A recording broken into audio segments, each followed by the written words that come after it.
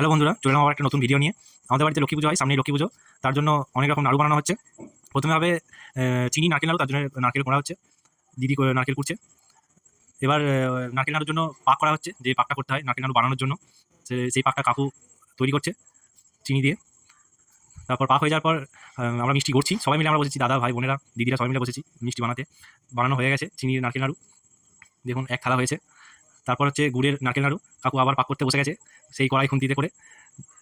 চিনির থেকে নারকেলটা একটু বেশি করা হচ্ছে, সবাই গুড়েরটা খেতে ভালোবাসে। কাকুর পাক তৈরি করা হয়ে গেছে, এরপর আমরা আবার সবাই মিলে গড়তে বসে গেছি গুড়ের নারকেল নাড়ু। দেখুন এতগুলো হয়েছে, আমাদের ফ্যামিলি প্রচুর বড় ফ্যামিলি, খুব এনজয় হয়, সেসব দেখবেন আপনারা। দাদা তৈরি করছে গুড়ের নারকেল নাড়ু। এবার হয়েছে তিলের তিলের পাক, তিলের হচ্ছে নাড়ু হবে। কাকু আবার সেটা বানিয়ে নিয়েছে, আমাদের সব কাকু করতে ভালোবাসে, তার জন্য কাকু আবার তিলের যে নাড়ু হবে সেটা বানিয়ে নিয়েছে পাকটা। এরপর আমরা সবাই মিলে আবার গড়বো। গড়া হয়ে গেছে, কাকিমা ডিবেতে সব কুড়িয়ে রেখে দিয়েছে। কেউ